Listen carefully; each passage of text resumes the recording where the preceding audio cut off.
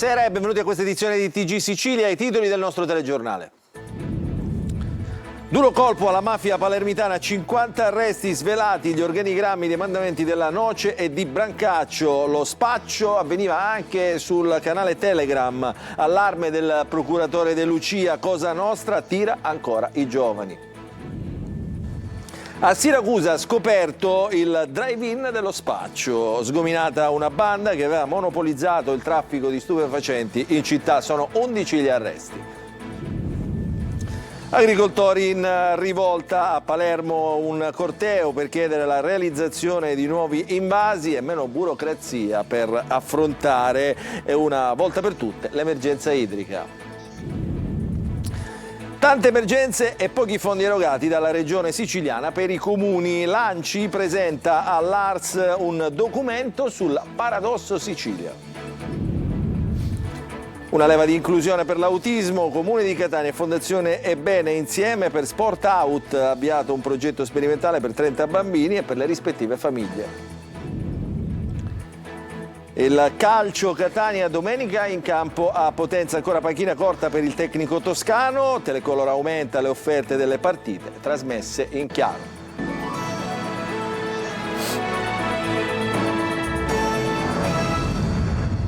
Ancora buonasera, apriamo il nostro telegiornale con l'operazione antidroga e antimafia avvenuta oggi a Palermo, 50 gli arresti, sgominati i mandamenti di Brancaccio e della Noce, la droga arrivava dalla Campania e veniva venduta online anche su Telegram, il servizio di Orazio Longo.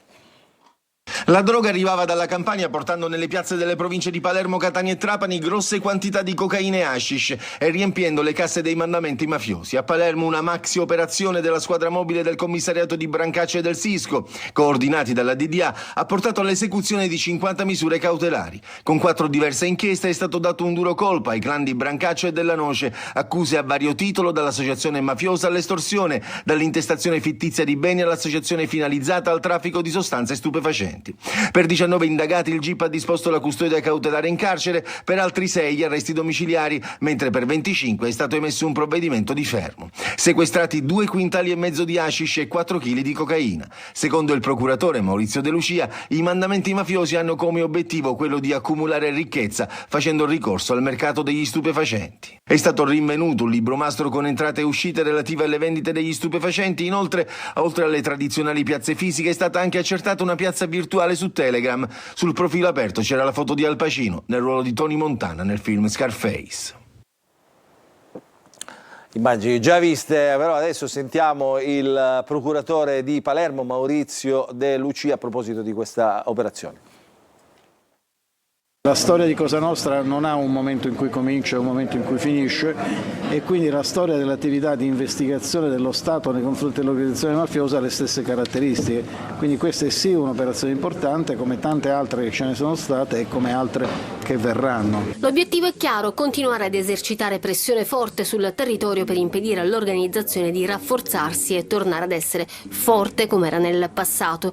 Così il procuratore capo di Palermo De Lucia subito dopo la conferenza stampa di questa mattina, rispondendo alle domande dei giornalisti sul basso numero di denunce a fronte dell'alto numero di estorsioni in città, a Palermo ha quindi aggiunto: E qui c'è poco da fare, i commercianti devono comprendere che non solo esistono forze di polizia responsabili e professionali che possono proteggerli, ma soprattutto che esiste non da ora una legislazione di aiuto ai commercianti che denunciano che deve essere utilizzata e per la quale ci vuole comprensione. Una mafia che si trasforma, diventa brand e attira i giovani.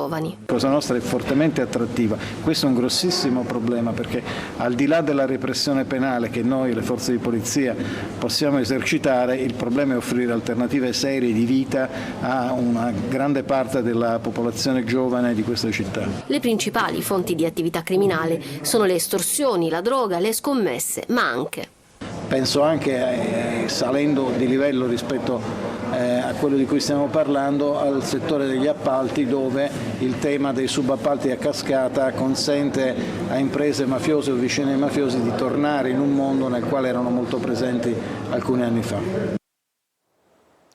15 anni di carcere, questa la pena disposta dal Tribunale di Marsala questa sera nei confronti di Alfonso Tumbarello, il medico di Campobello di Mazara, accusato di aver curato Matteo Messina Denaro durante la sua latitanza. Tumbarello è imputato di concorso esterno in un'associazione mafiosa. Il medico, che si trova ai domiciliari dopo essere stato per 8 mesi in carcere, è stato arrestato un mese dopo la cattura appunto di Matteo Messina Denaro. Per la direzione distrettuale antimafia di Palermo, il professionista avrebbe avuto in cura il boss superlatitante sapendo che si presentava con l'identità del geometra Andrea Bonafede, suo favoreggiatore e già condannato. Il PM aveva chiesto per Tumbarello 18 anni di carcere.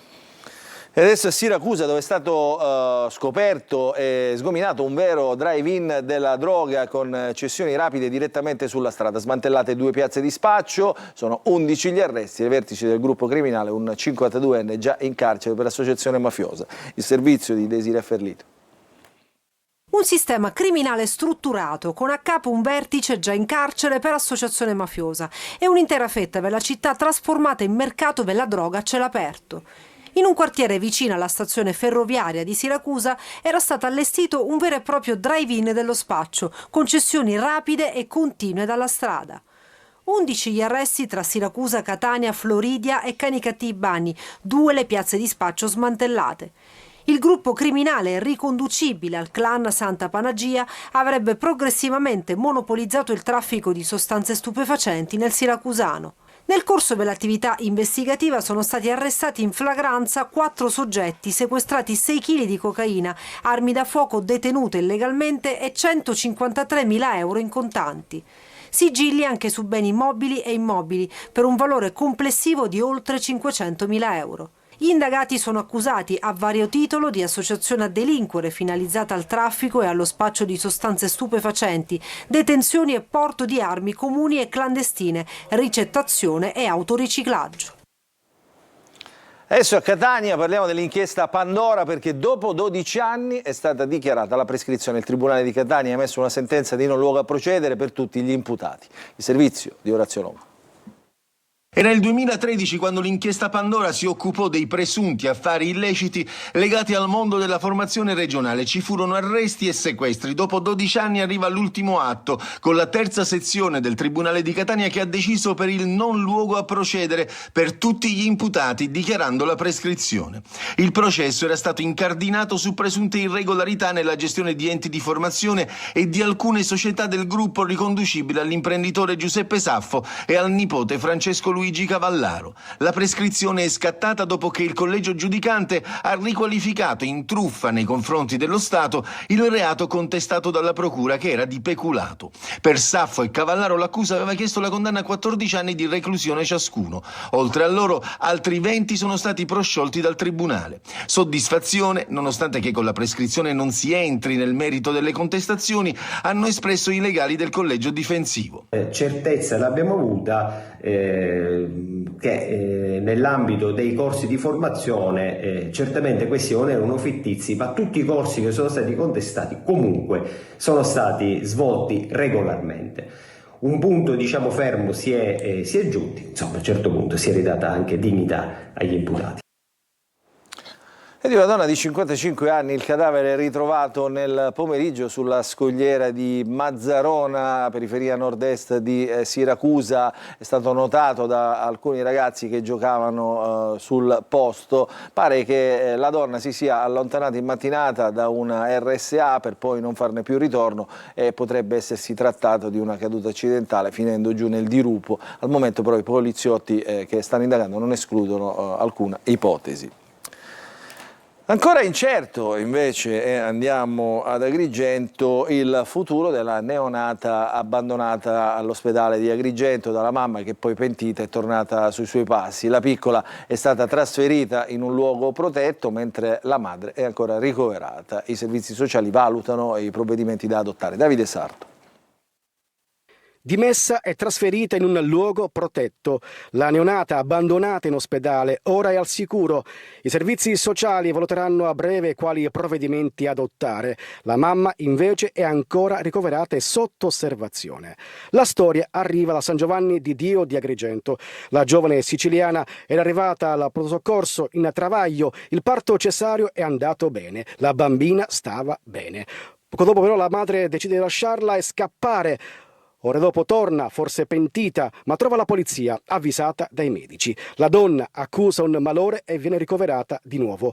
La procura di Agrigento e quella per i minorenni sono state informate. Ora i servizi sociali stanno valutando il futuro della piccola, tutela in struttura, affido temporaneo o un percorso di sostegno familiare se possibile. Una vicenda fragile e complessa. Il destino della neonata sarà deciso nelle prossime ore. Oltre 7.000 agricoltori hanno manifestato oggi a Palermo contro una gestione schizofrenica dell'acqua, così nonostante la pioggia di queste settimane, città come Agrigento e Trapani sono ancora in sofferenza. La protesta della Coldiretti in questo servizio di Marco Gulla.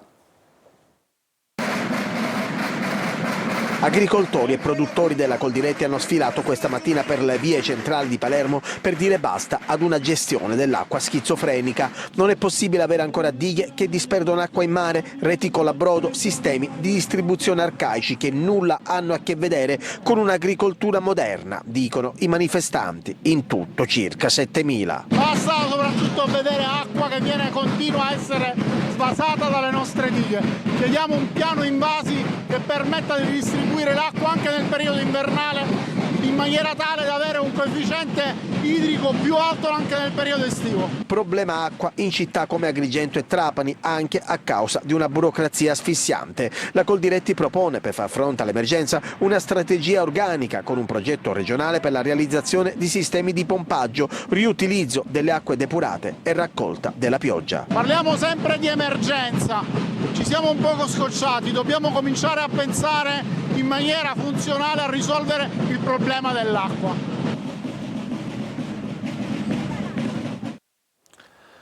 Adesso parliamo dei comuni siciliani che chiedono più risorse in finanziaria alla Regione. Lo hanno fatto oggi presentando un documento che analizza la situazione dei servizi sociali, dei rifiuti, delle strade e di tutti quei progetti che gli enti locali non riescono più a gestire per mancanza di soldi. Il servizio è di Manlio Viola.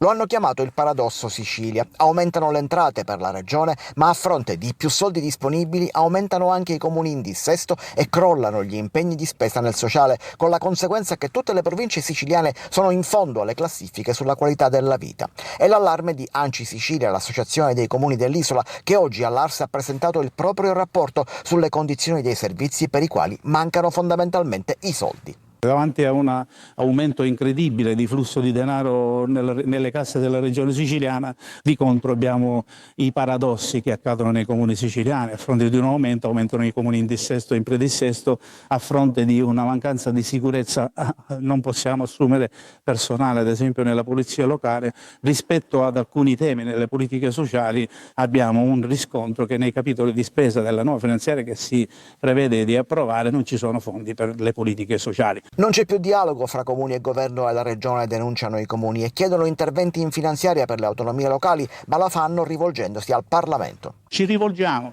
all'Assemblea regionale che è ancora in tempo per fare degli interventi sulle materie più importanti come la mensa scolastica, il trasporto alunni pendolari, su tutti questi temi che, ripeto e ribadisco, non farebbero altro che, se trattati bene, in progressione, insieme ai fondi comunitari e alla spesa comunitaria, farci scalare le classifiche. Asili, mense, scuole, disabili psichici, rifiuti, strade e tanto altro, concludono dall'ANCI. È ormai arrivata l'ora di cambiare strada.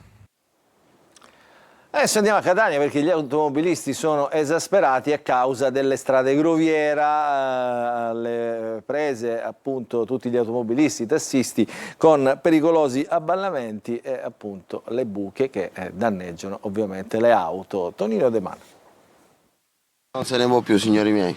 Tutti Esasperati tutti, dagli automobilisti ai ciclisti, dagli autisti di bus ai tassisti, alle prese con buche ed avvallamenti che rendono il transito pericoloso e dispendioso, facendo però la gioia di gommisti e meccanici. Altro che Etna, i crateri si trovano anche in pieno centro a Catania. Questa voragine dà il benvenuto a chi proviene dal porto e sotto gli archi della Marina non va meglio, visto che da anni si va avanti solo a rattoppi. Situazione ancor più complicata in via 6 aprile, ridotta ad un sentiero di guerra. Qui raccogliamo lo sfogo di un autista di bus che percorre ogni giorno il tratto Centuripe-Catania.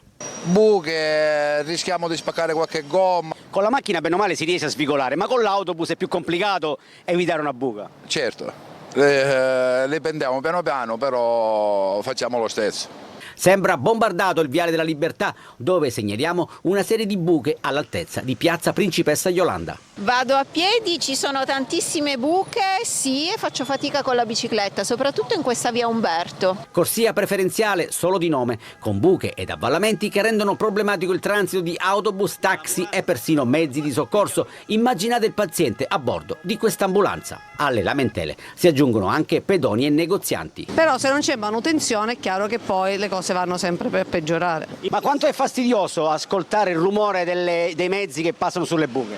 Allora è molto fastidioso, anche perché io ci sto tutto il giorno qua, quindi ne sento continuamente. E nei quartieri periferici è anche peggio, basti pensare ai crateri di San Giovanni Galermo. Adesso parliamo di una leva di inclusione per l'autismo comune. È Fondazione Ebbene Insieme per Sport Out. Avviato un progetto sperimentale per 30 bambini con spettro autistico e per le rispettive famiglie. Il servizio. Collaborazioni virtuose per un cambio di passo verso l'inclusione. Il sindaco Trantino lo afferma con un pizzico di orgoglio in conferenza stampa presentando il progetto Sport Out, promosso dalla Fondazione Ebbene in coprogettazione con il Comune di Catania.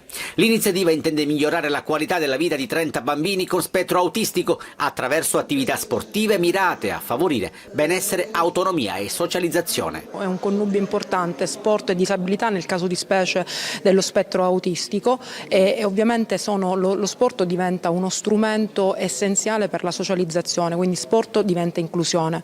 Pratica sportiva inclusiva grazie al contributo della Regione Siciliana. Questi progetti nascono con un decreto ministeriale che noi come Regione abbiamo recepito con le risorse che ci sono state assegnate, 8 milioni e 100 euro, e una parte di questa è la linea B, proprio quella dedicata allo sport, dove i comuni sono capofila. In Sicilia su questa linea gravitano 9 comuni, uno di questi è appunto Catania con questo progetto Sport Out, che serve a una idea di integrazione socio-assistenziale ma anche lavorativa di queste persone che hanno queste disabilità. Di estrema attualità l'omicidio suicidio di Corleone con la figlia autistica uccisa dalla madre. Quello che è successo a Corleone è una sconfitta per tutti noi, per tutti gli operatori sociali. Questi progetti servono non solo ai ragazzi, ma servono perché aiutano le famiglie a non essere sole, servono a vedere un cambiamento nella vita dei ragazzi, servono a costruire una normalità di cui spesso i familiari sentono il bisogno. Sport Out è un mosaico di competenze che unisce istituzioni, terzo settore e realtà sportive in un lavoro condiviso al servizio delle famiglie. Adesso entriamo nell'atmosfera natalizia perché a Natale non può mancare il presepe, da quello più piccolo a quello più grande. Oggi ve ne facciamo vedere uno leggermente sommerso che si trova nei fondali della Darsena a Siracusa, realizzato dai volontari del ROS con altre associazioni della città. Il servizio di Francesco Aloi.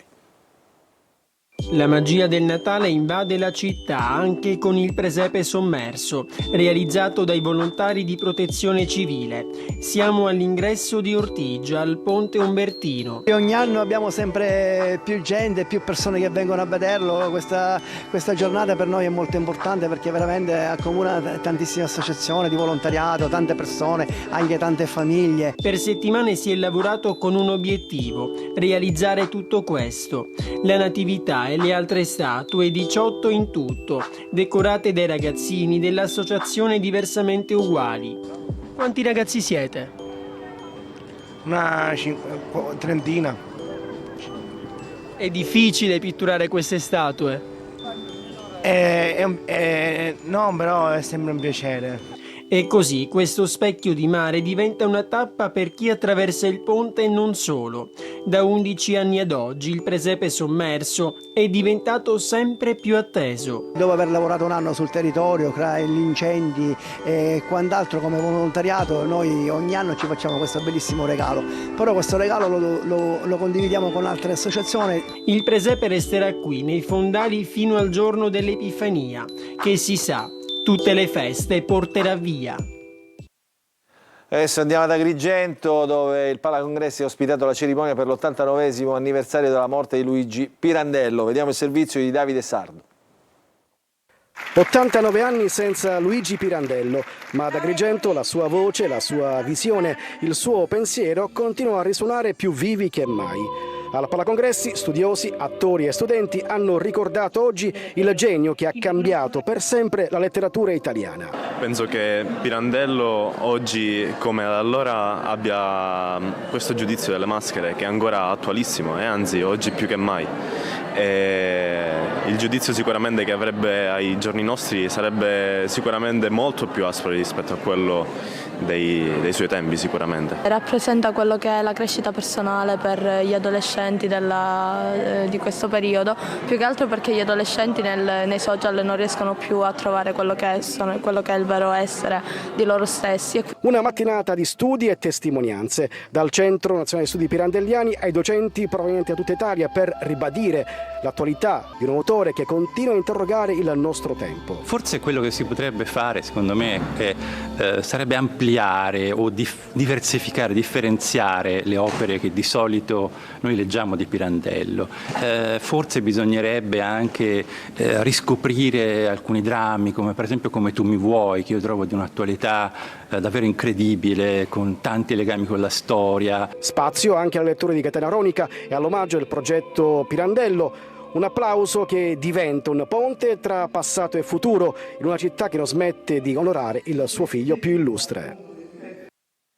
E adesso ci fermiamo, una piccola pausa e rientreremo subito dopo con il calcio.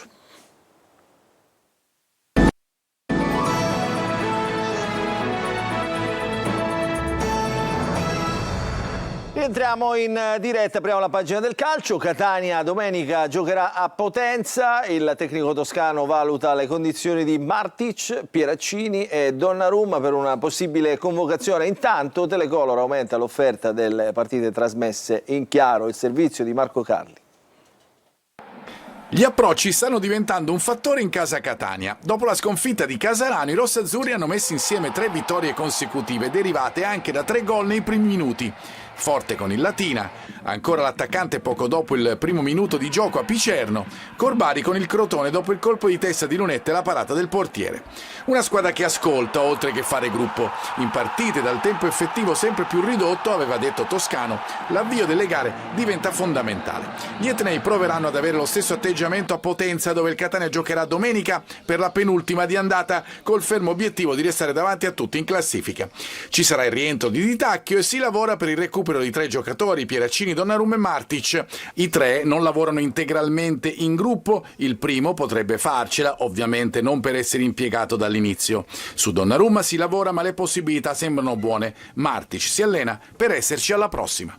Intanto Telecolor fa un regalo di Natale ai tifosi aumentando la produzione legata al Catania. Dopo essersi aggiudicata per questa stagione i diritti esclusivi del pacchetto dirette differite sintesi del club rossazzurro, la nostra emittente compie un altro passo avanti integrando la propria offerta con altre 3 gare esterne da trasmettere in chiaro, oltre a quelle già acquisite in avvio di campionato. Una larghissima parte del cammino in trasferta della squadra di Toscano nel corso del girone di ritorno sarà dunque visibile gratis su Telecolor.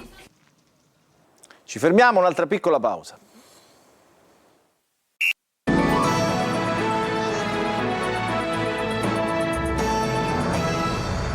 Rientriamo in studio, non ci sono aggiornamenti dell'ultima ora, dunque il nostro telegiornale finisce qui, vi ringraziamo per averci seguito, vi auguriamo un buon proseguimento di serata a tutti.